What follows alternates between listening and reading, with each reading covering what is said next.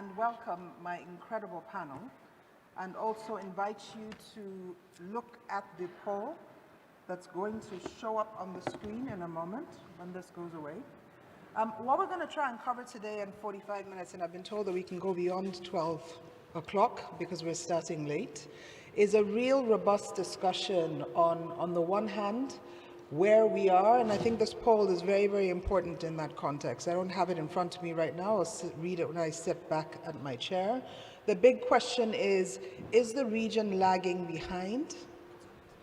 And we're going to turn that on its head, or can we actually leapfrog?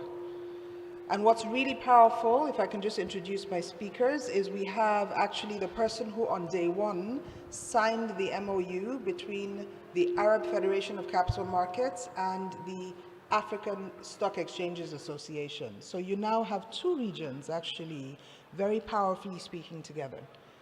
We have Monaem, who's worked not just in the region, but also is quite knowledgeable about standards in Asia and also in the Africa region. What's very powerful here is that we're trying with the ISSB, so let me just thank Rami, the host, together with the Qatar Stock Exchange, for actually creating this alignment between the Middle East and the Africa region, and asking this question specifically around the international sustainability standards, which are designed to create a common language and which have already consolidated about 4 different standards into one. Monaem is going to deal with that. Mehta, you come to us with the perspective of data and how this aligns risks and opportunities. And Dr. Rasha, you're speaking as a practical exchange, actually implementing some of these issues and actually also dealing with some of the hard issues that are on the ground. Let me start with you, Celestin. I'll ask you to introduce yourself and also the context with which and the why. Why are you looking at these standards, and would you say that we're lagging behind or actually able to leapfrog?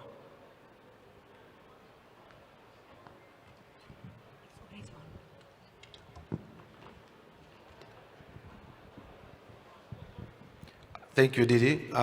Doctor, I am Pierre Celestin Rwabukumba from Rwanda Stock Exchange. I also am standing here as the new president of African Securities Exchange Association, ASEA, that brings together the stock exchanges on the continent and other market infrastructure service providers, that is the central depositories and members of exchanges and so on.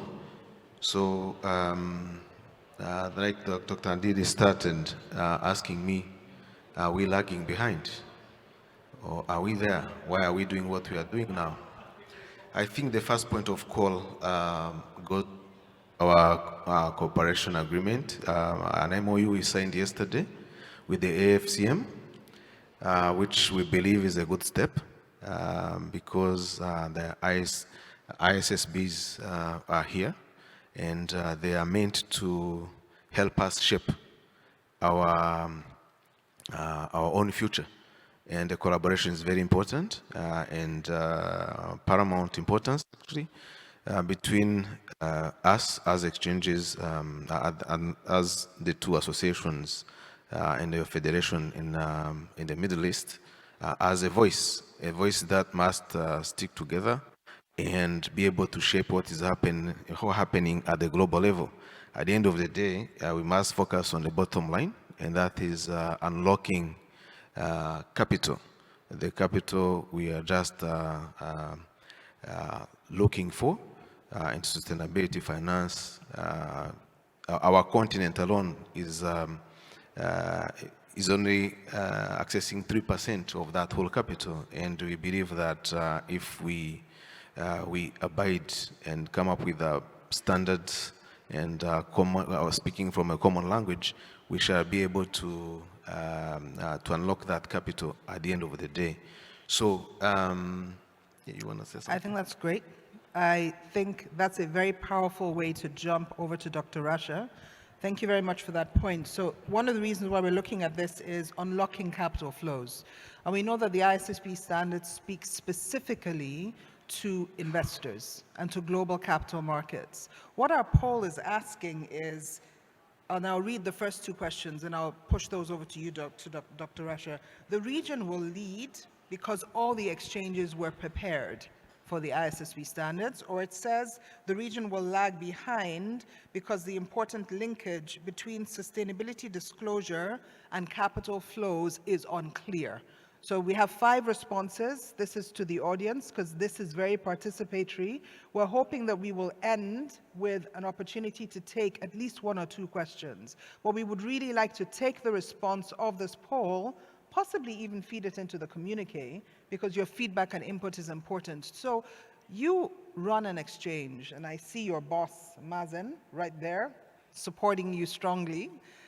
What does this mean for you, and why are you interested in not just the ISSB standards, but even adopting the taxonomy for the ISSB standards? Why are you doing this?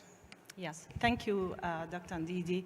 And first of all, I would like to thank AFCM for inviting me to be a speaker in this extraordinary event. Thank you so much. Well, let me start from the beginning of our sustainability journey at Amman Stock Exchange. It was actually one of our projects at Amman Stock Exchange in the strategic plan 2021-2023 is to enforce ASE 20 companies, the biggest companies listed at Amman Stock Exchange, to issue their sustainability report. Of course, we have to raise the awareness among these companies, give them some trainings, workshops, webinars about everything in sustainability. And in one of the trainings we had, actually at the end of the training, I want to raise this point because it's really important. At the end of the training, they told us, you want us to write this report, but if we want to write this report, we should start from the top level of the company itself. So it will be important to have the CEOs and the board of directors be involved in this journey. And that's what we have done. We talked to CEOs, and after that, step by step, we had some kind of requirements. We launched our guidance, our sustainability guidance. It was in cooperation with UNDP and Social Value. And after that, we add this part to the listing requirements. Here we have the regulator part that we implement and we raise the awareness among the companies, and then we have to raise this point to the regulator, and then we have to add it, and we already did, and add it to the listing requirements that all ASE 20 companies should issue their sustainability reports. They have, of course, 2 options, either integrated with the annual report or separate. It will be separate end of June.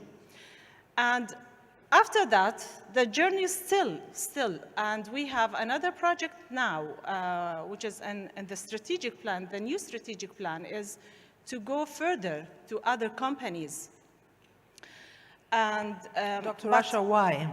Why are you doing this? Why are you making all of this investment? Why?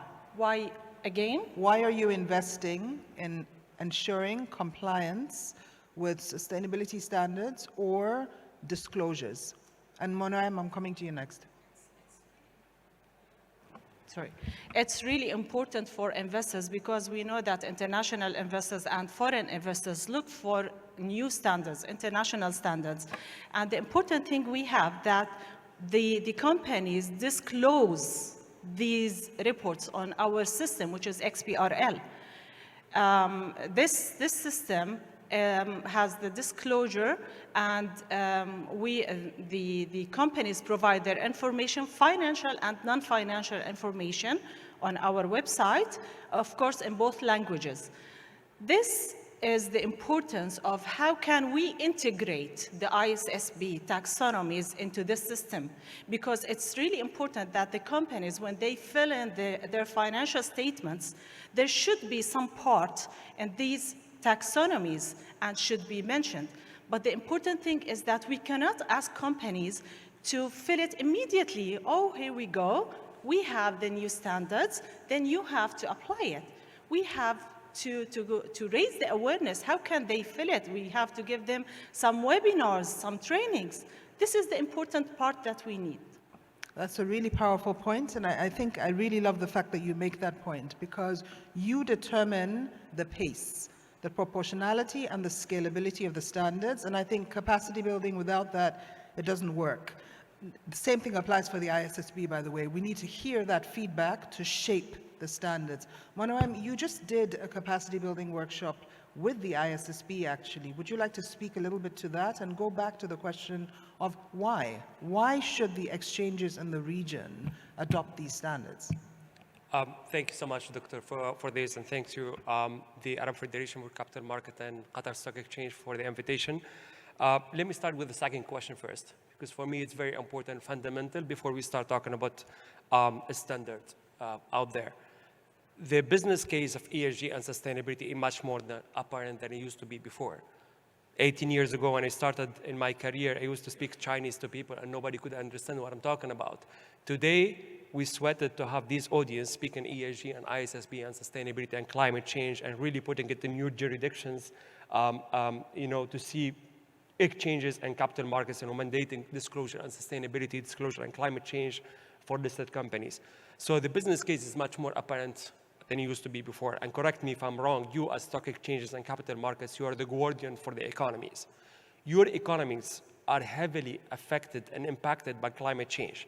What is happening a couple of weeks ago in Dubai and Oman, what happened in Tunisia. In Tunisia, we have 70 million olive trees. We've never watered them before. This year, we started watering them. So all this impact of climate change is hitting economies big time. So if you don't take a proactive role as exchanges and capital markets to really start putting disclosure on climate change and ESG into your jurisdictions and pushing the listed companies to start disclosing on that, you risk to do not have capital inflows, in your economies.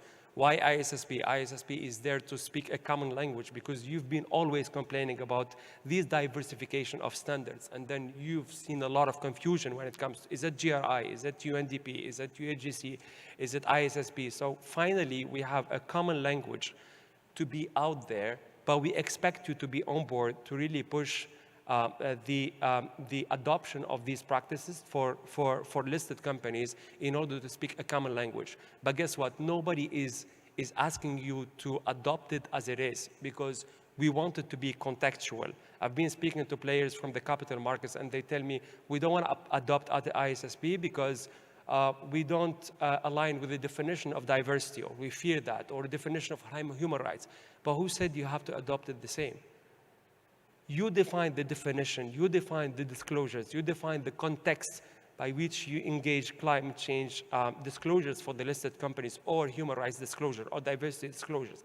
It has to be contextual, and the framework and the standards allow for that flexibility for you to adopt whatever you see fit for your economy.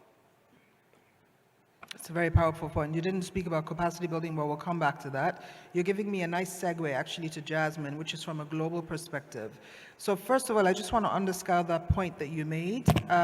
So for example, if the human capital research that's being undertaken now does not have the voice of the region in writing what should be in that research and what should the definitions be and what should be that standard, the standard will not turn out to be a truly global standard. So the way the ISSB standards work is they cannot be written in the air. So this region has got to be involved, and that's the reason why I want to come to the third item in the poll, which says the region will lead because of the convening work of AFCM and key partnership initiatives undertaken, including the MOUs signed. So yesterday there was an MOU signed on the net zero. Yesterday there was an MOU signed to collaborate with the African continent. I think the third is a standalone. It's one vote as well. and we have 2 more. I'll keep going through those, but I want to come to you, Jasmine. So from a global perspective, because earlier we talked about capital flows and the way sustainability-related data or disclosures can unlock capital flows, how does that influence the costs of capital? And how do you as MSCI actually take the availability or non-availability of financial and non-financial data to influence how that capital flows and at what cost it does? I hope you can hear me well. Yeah, all right. Almost very good afternoon to all of you here. Very big thank you to the Qatar Stock Exchange and AFCM to have MSCI here today. With that, just a brief introduction. I'm Jasmine Mehta. I've been with MSCI for almost a decade. For some of you who may be lesser aware of MSCI, we have been in the global market for the last 6 decades now, predominantly serving to institutional investors with data, with solutions to make better investment decisions. Sustainability comes in very handy to MSCI through organic acquisitions over the last 3 to 4 decades now. We look at ESG, we look at sustainability. We've been pioneers in what was called previously as SRI investing, came around to ESG investing, and eventually forming into sustainability. With that, I want to say that we very much welcome the ISSB standards that are being put into action. We very much welcome regulation around sustainability by all means and efforts. We are very invested and have had umpteen consultations with ISSB to be able to create a very comparable baseline as input criteria for investors to make credible investment decisions. With that, ESG ratings has been some of the very prominent, used solutions by investors that look at understanding sustainability performance and benchmarking, companies in particular industries. In that effort, we have been, especially for S1 standards, we have been covering those by all means. Taking it into S2, we have about a 70% mapping to S2 indicators within, which is again focusing predominantly on climate, especially on the objective side, especially on the quantitative side of the metrics. In our experience with companies, and again, this has been my focus area for many years, a lot of companies have really benefited from better understanding and engaging with MSCI as a means of understanding what investors look at in their investment decision making. When we include so many of these ISSB parameters into our assessments for companies, by definition, that flows into investor capital allocation, whether you look at asset owners. So today, MSCI has overall more than or close to about $15 trillion in assets under management being tracked. With the sustainability lens, more than 850 billion. And they will all have elements of ISSB standards. To come to the point of disclosures, we see, again, varying level of disclosures with companies in different jurisdictions, driven some by regulation, some not. We've seen, for example, the European Commission, coming up with the EU taxonomy and various other standards that have really increased the level of disclosures that we see in European companies, and that has a direct impact on how MSCI looks at their assessments as we go out for information in public domain. When we see a lack of disclosure, sometimes we have proxies or estimations, especially for scope 3, to be able to account for any gaps and cover those gaps in comparability. But we are all in for disclosures from companies. That said, again, our assessments and the information we provide to investors, typically used as signals, are not only dependent on disclosure. We do have a broader take that looks for alternative data, that looks for data beyond corporate disclosure, that helps them to be far more averse of any greenwashing risks. But the point I want to make is disclosures are imperative. We need to make more efforts to reduce the gap in disclosures. And with the ISSB standards, we have a great equalizing opportunity, especially when we consider, the element of sustainability, narrowing it down, making it more relevant, and having engagements through it. So you've spoken to a very important point, comparability. And the fourth element on the poll, if you're still following that, is that the region will lag because of a lack of commitment and a lack of capacity. And Jasmine, you talked about these proxies. So you fill the gaps where there is no data. And in that context, Monaem, I'm coming back to you in terms of data integrity, assurance, and audit. I know that's on the way. I don't know whether you want to speak to that, and also how do we actually ensure that there is commitment and that there is capacity? I'm looking at the UNSCC that is working with a number of exchanges to build capacity, and I'm looking at AFCM that is also committed specifically to ensuring that we have that capacity and that insight and that knowledge to make sure that the awareness is there. I'm going to come back to you on that, Dr. Rasha. But Monaem, if you'd like to speak to that. Yeah, I think during the last year, I've seen a lot of initiatives and that were emerged from different organizations, including the exchanges, to really conduct webinars and capacity buildings on ISSB. IFRS has been very active, and a matter of fact, last week we delivered a webinar on ISSB adoption in the Middle East in partnership with IFRS. I think everybody's being active in order to really communicate the standard and then set the tone that this is the way forward, and then we expect that everyone to be on board when it comes to this. When it comes to audit and assurance, I think it's a bit early to discuss that, because let's say, for example, today we're gonna give an assurance or audit project to one of the big four, for example, or assurance companies. Trust me, you're gonna get different results from different assurance companies, because there is no standard, there is no handbook, there is no guideline when it comes to the assurance and the audit of the ISSB framework. I think IFRS is working on a handbook for assurer, and then once it's there, I think we're gonna have a good practice related to audit and assurance, but as of now, there is no practice with regards to that. The main objective today is to ensure alignment between all the players. The main objective today is to really communicate the standards as a foundation, and then leave the room for all the exchanges and capital markets to innovate and then interpret it the way it makes sense for their economies and it makes sense for their securities. Thank you so much. I wanted to talk a little bit more about that question of the gap, the data gap. Dr. Rasha, one of the examples you gave is how you get because this is hard work. And the ISSB is committed to, without undue cost and effort, but really we can't implement that. We can shape standards with you, with the exchanges, but you need to implement. How do you make sure that it's implemented in a way that is not a burden on the companies? And how do you make sure that you are actually asking just for the material information that is necessary to unlock capital flows to the region, in the region, for the supply chain and the value chain?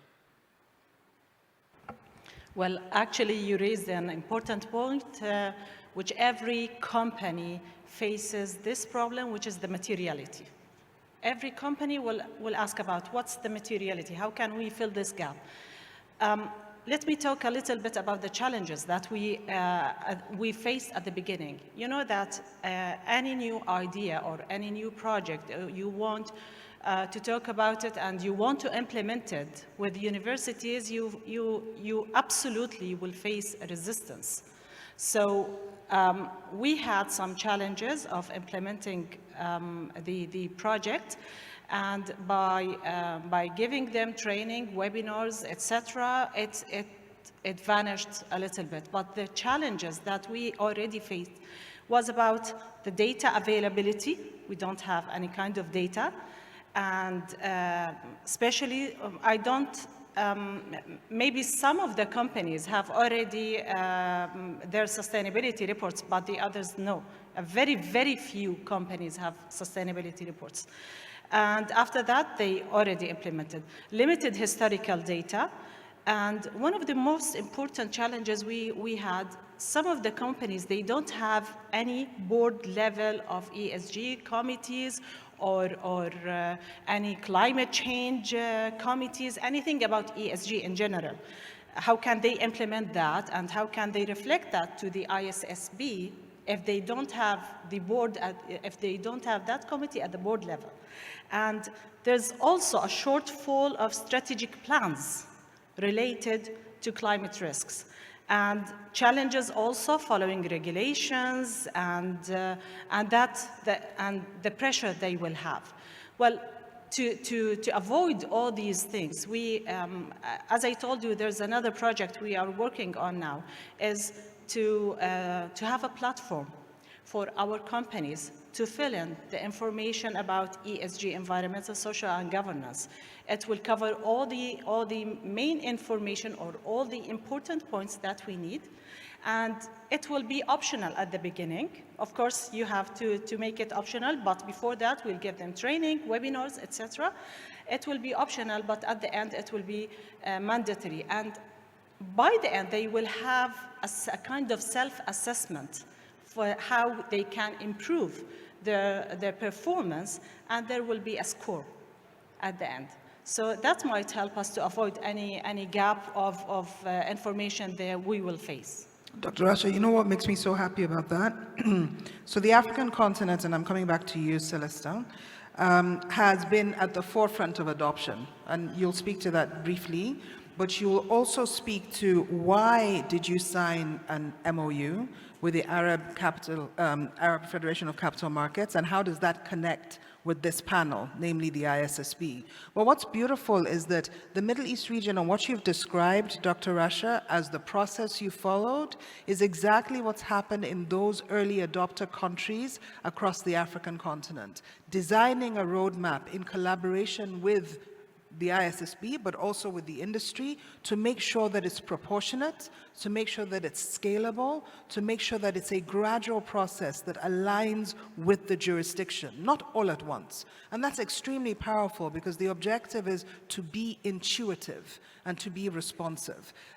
In that context, I mean, what hope why did you sign the MOU yesterday? What can we look forward to with regards to standards adoption and capital flows? And I'm really excited that Africa and the Middle East are working. Sorry? I'm coming down to the floor, by the way, because I want to pick up a question, and I don't know if there is a CEO of an exchange that has a burning question, and because I'm not sure how this works, while Celestin is responding, I'm going to get off the stage and wave this microphone around, because that's the next point. So I'm looking for a hand, and I'm coming to you first, Rami, then we can hear what you're saying. But over to you, Celestin. Thank you very much. First of all, I want to thank Rami for and Qatar Stock Exchange to host us again. Beautiful. But coming back to the bottom line, we are all aspiring to the same, unlocking capital for our economies. Simple as that. And there is the Middle East and there is Africa.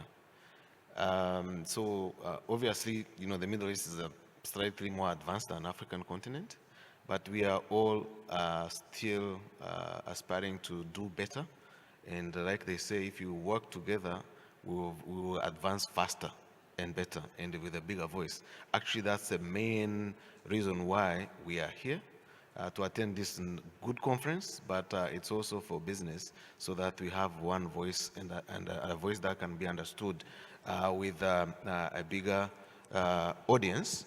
So talking about hope and where we are, we are starting from a point where on the continent, for us, we have different countries. If you recall, at COP27, for example, the first country to come out was African, and that's Nigeria. And not because you are from Nigeria, but as a fact, it can be verified. But there are other countries, Kenya, Ghana, Tanzania, Morocco, and South Africa working on it. Rwanda, I will not mention a lot about Rwanda for purposes of conflict, but that's also other facts, because we are at the forefront of many initiatives around sustainability. We are looking at it, ISSB, to adopt them, but of course those efforts are being led by the central bank mainly, and we are working with GIZ, other development partners, to make sure that at least we we comply with what the investors are looking for, and development partners are requiring us to do, so that we can unlock that capital we all are aspiring for. So, so it's an effort, it's a concerted effort, I believe. The hope that is coming here is that, you know, the central banks have been doing a lot of work around it, but now is the time for the capital markets also to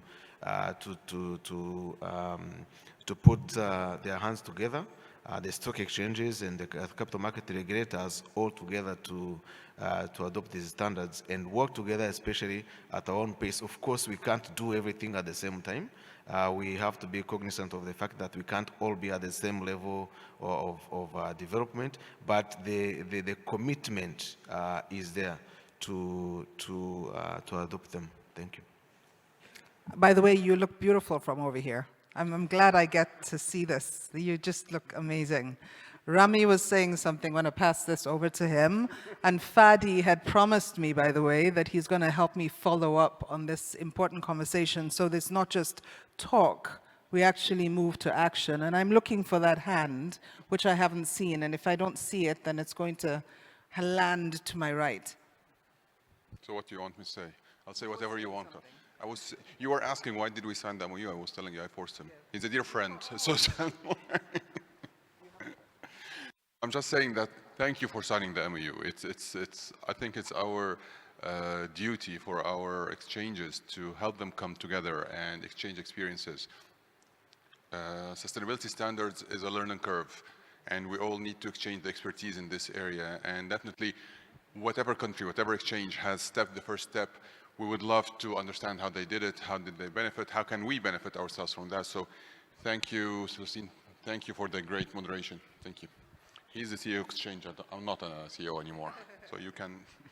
So I was going to ask if I have a question on the floor, and if I don't, last chance, I'm going to go back to my panel, because we have a closing round. So that takes me to my last 2 points. So option 4, don't forget to vote now. It's on the region will lag because of lack of commitment and capacity constraints. We dealt with that. And the last is the ISSB standards are not a priority for the region. They're just not important. We don't need them. We don't need this common language. That's also a very tenable vote. Jasmine, I'm going to start with you. And because you said something around, look, there is an opportunity here. And it's either we grab it and run with it, or we don't. So should this be a priority or shouldn't it?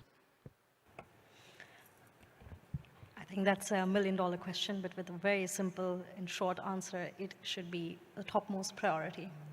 ISSB, again, the standards are, the baseline for everything to build from here. They are the baseline for your investment decision making. They are the baseline from a reputation or a brand perspective. And they all ultimately add up. And again, we've been involved in several conversations with leading stock exchanges in the region in terms of taking the message, getting the right narrative to the companies, supporting companies in that process of building out their disclosures. But more importantly, we've been working in tandem with the investment community to identify better means of being able to incorporate a lot of this data and create more innovative solutions to drive and unlock capital. And that's essentially the key role that MSCI plays as being a nexus to the investor, to the corporates, and also with the exchanges as a perfect relationship there. By all means, MSCI is very keen to get feedback on a lot of the kind of processes and indicators and data as we go through the process of putting out more disclosures, more relevant and accurate disclosures in public domain. Thank you very much, Jasmine. Dr. Rasha, I'm jumping to you. In many ways, you're our star of this panel. You represent this region. Not that this is only this region now. We also have an extended region, but never mind. You represent the Arab region, and you're very on the ball.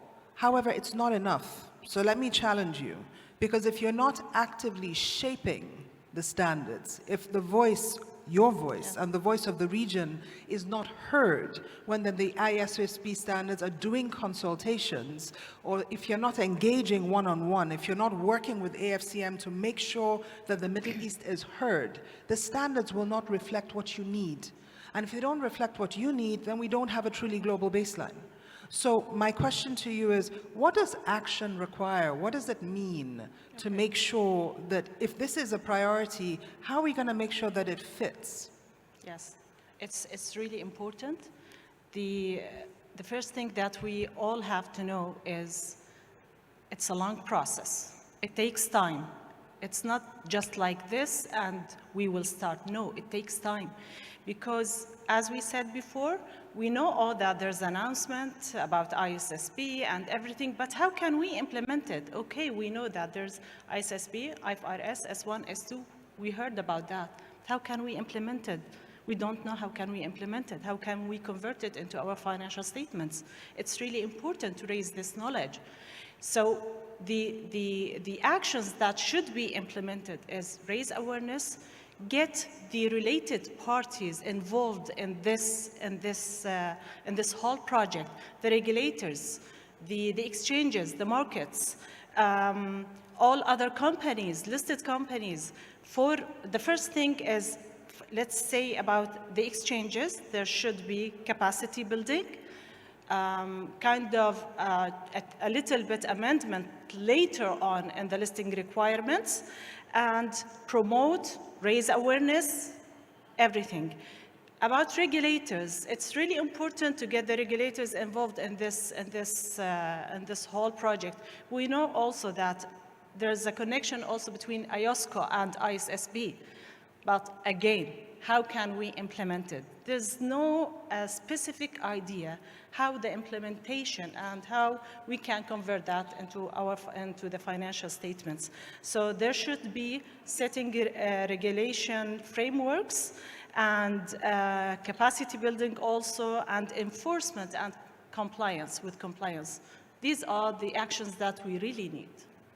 Thank you so much. I'm going to challenge you as well, Celestin. So even before we have the ISSB standards, in September 2022, when the ISSB was not even a full board and just a few months old, the African finance ministers in Sharm el-Sheikh, we were together, Rami, issued a statement to say, we will endorse these standards, but we want capacity building and we want the standards to unlock capital flows.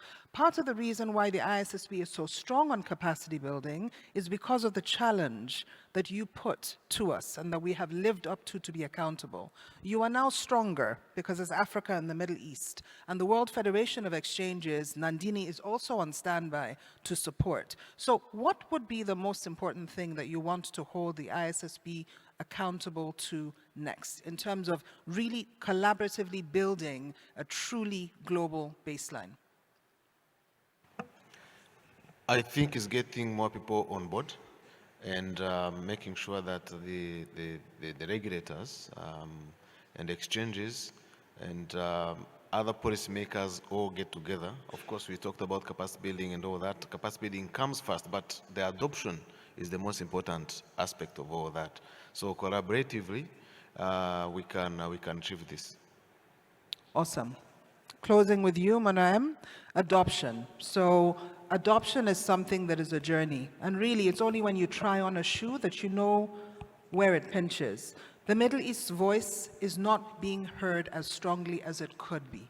How do we change that so that this really is a standard that belongs to the region, to the entire Arab world, plus Africa, and that helps to create a much better quality of standard that can be used, adopted, and applied without undue cost and effort? Yeah, spot on. Spot on. Actually, whenever I talk to exchanges and capital markets here, and they start complaining that we don't really feel it relevant, we feel it a bit away from our culture, from our regional context here, and I ask them a question: have you been involved in the development of the process? Have you been involved and engaged into the consultative process, to develop the ISSB? And they say no. So how do you expect the ISSB to speak your views and your culture and your economic context? So this is an invitation for all these exchanges here and all the capital markets that there is a room to engage and then voice your opinion into the development of the process. S1, S2, it's not final. It's in the development phase. So we need all of you to engage and to be part of the development of the framework in order to speak the word. And guess what? IFRS is not the one to mandate ISSB. It's you mandating ISSB, not IFRS, which means you get to mandate whatever you see fit for your economy, for your listed companies. So please take a more active role into really speaking to push the adoption of ISSB. And another point that some companies, they tell me, for example, we don't follow the IFRS financial accounting standards. Is ISSB relevant to us? And they tell me, yes, regardless whether you follow IFRS financial accounting or no, ISSB is very relevant to you. And historically, as companies globally, we have been very comfortable with reporting 200 data points on financials based on IFRS, or 300. We're going to be very comfortable reporting on ISSB as well. It's going to become the norm. So there is no U-turn for this. You're either going to accelerate and put hands into developing this for the benefits of your economies in the future to ensure a positive and sustainable inflows for your economies, or you're going to miss the chance of really being with the wave that will attract the best inflows for the economy. Thank you so much, Monaem. And I will give you 30 seconds if you haven't responded to the poll that's up there. I'm not going to read them out to you again, or should I? Maybe I should. Question was, will the actually you have the poll. Has everybody responded to the poll? It's up there, it's on your log, the QR code. And in my words, I'm now going to say, khalas, let us see what we've got as a response. Is it going to make it into the communique?